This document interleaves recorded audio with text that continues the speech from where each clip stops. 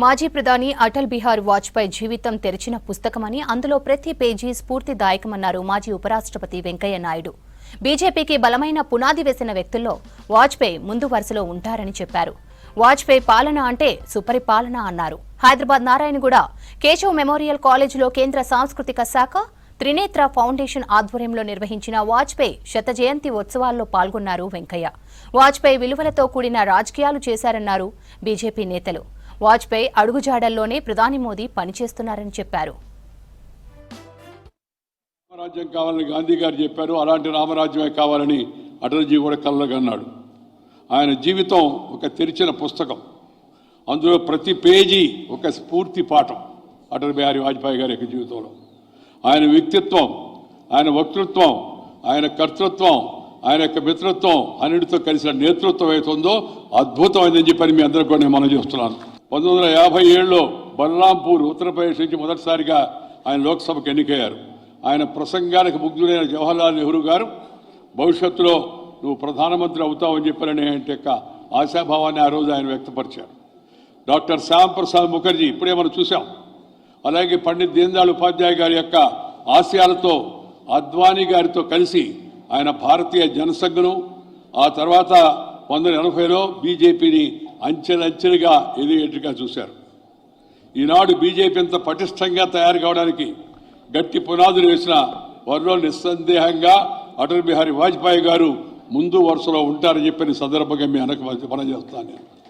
ఆయన డాక్టర్ శ్యామ ప్రసాద్ ముఖర్జీ ఏక్ దేశ్ మే దో విధాన్, దో ప్రధాన్, దో నిదాన్, దో నిషాన్, నహీ చలేగి అని చెప్పిన కాశ్మీర్ గురించి, ఒక దేశంలో 2 ప్రధానమంత్రులు, అలాగే 2 రకాల గుర్తులు, 2 రకాల జెండాలు ఉండడానికి వీలు లేదు అని చెప్పి కాశ్మీర్ సత్యాగ్రహానికి డాక్టర్ శ్యామ్ ప్రసాద్ ముఖర్జీ గారు అక్కడ ఆ సరిహద్దులో పర్మిట్ కావాలంటే పర్మిట్ లేకుండా ఆయన ప్రవేశించాడు.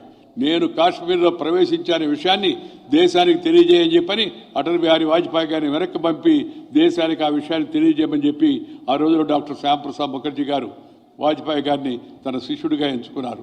ఆయన జీవితంలో ఏ రోజు కూడా ఏ రకమైనటువంటి మత్సలేని నాయకుడు, దేశ రాజకీయాల్లో వెలుగొందిన నాయకుడు అటల్ బిహారీ వాజ్పేయి అని నేను మీకు సభాముఖంగా మనవి చేస్తున్నాను. అటల్ బిహారీ వాజ్పేయి అకస్మాత్తుగా ప్రధానమంత్రి కాలేదు. ఆయన జన్మించినటువంటి ఒక కుటుంబం కూడా ఒక సామాన్యమైనటువంటి కుటుంబం. అటల్ బిహారీ వాజ్పేయి గారు ఎప్పుడు అంటుండేవాడు అంటే ఆయనకు ఏ రకమైనటువంటి ప్రధానమంత్రి అయితా అనేటువంటి కోరిక లేదు. కానీ 50 సంవత్సరాలు సుదీర్ఘమైనటువంటి యొక్క పోరాటం చేసి భారత ప్రజాస్వామ్యంలో ఉండి అంత ఓపిక ఉండి ప్రతిపక్షంలో ఉండి మొట్టమొదటి కాంగ్రెసేతమైనటువంటి ప్రధానమంత్రి అయినటువంటి నాయకుడు ఎవరైనా దేశంలో ఉన్నారంటే అటల్ బిహారీ వాజ్పేయి మాత్రమే అని నేను మీకు సభాముఖంగా మనం చేస్తున్నాను. ఇది only the first prime minister, the non Congress prime minister. Congress తప్ప దేశానికి వేరే లేదనుకున్నారు. జాతీయ భావనాన్ని తీసుకొచ్చి దేశ సంస్కృతిని, దేశ రక్షణను, దేశం యొక్క ఉన్నటువంటి ఒక భాషను ప్రపంచానికి వెలుగొత్తి చాటినటువంటి గొప్ప మహానుభావుడు అటల్ బిహారీ వాజ్పేయి అని నేను మీకు సభాముఖంగా మనం చేస్తున్నాను. మహాత్మా గాంధీ ఏదైతే రామరాజ్య స్థాపన మరి పల్లెల నుంచి జరగాలని కోరుకున్నారో అటువంటి పల్లెల అభివృద్ధి కోసం వారు ప్రవేశపెట్టిన ప్రధానమంత్రి గ్రామీణ సడక్ యోజన, పల్లెలను పట్టణాలకు అనుసంధానం చేసేదానికి, అదే రకంగా గోల్డెన్ క్వాడ్రాంగులర్స్ హైవేస్ అనుసంధానం చేసి ఏ రకంగా ఈ దేశాన్ని వారు రవాణా సదుపాయాలు కల్పించారు.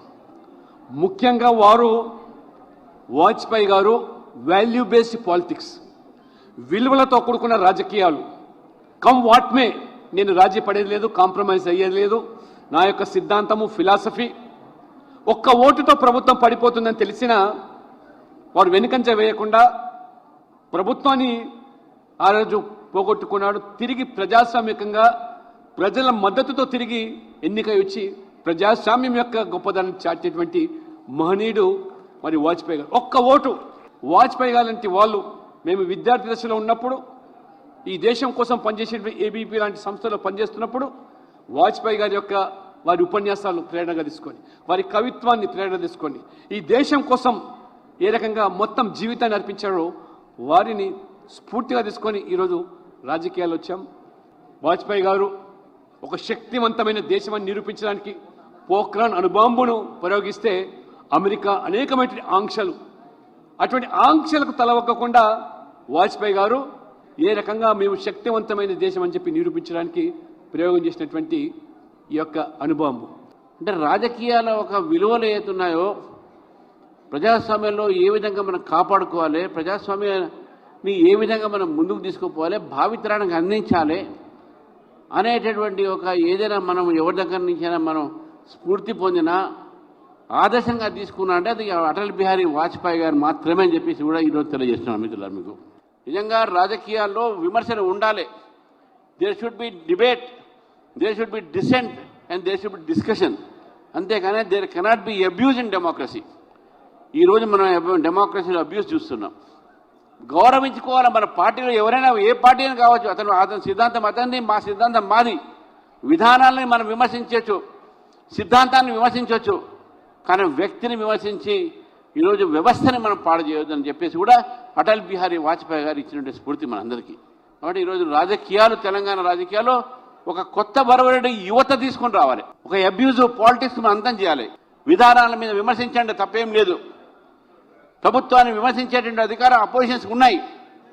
అపోజిషన్ కూడా తప్పు చేస్తే విమర్శించవచ్చు, కానీ వ్యక్తిగతమైనటువంటి విమర్శలతోని తప్పుడు ఈ యొక్క దుర్వినియోగం చేసుకొని ప్రభుత్వాలు ఒక మిషనరీని, ఇది ఈరోజు రాజకీయాల్లో మంచిది కాదని చెప్పేసి కూడా తెలియజేస్తుంది.